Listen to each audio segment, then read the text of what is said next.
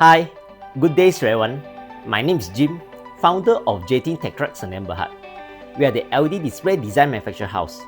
In front of us, this is a production counters where I can see the numbers now show is 7571. The width of the display is 1010 mm and the height of the display is 370 mm. Of course, the character height is 320 mm.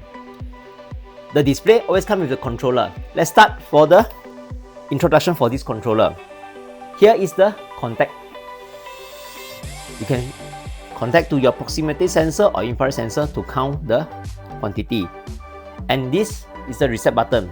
Press and hold to reset. Of course, you can link up to the bigger switch. And of course, come with a 12-volt output. This is for your sensor.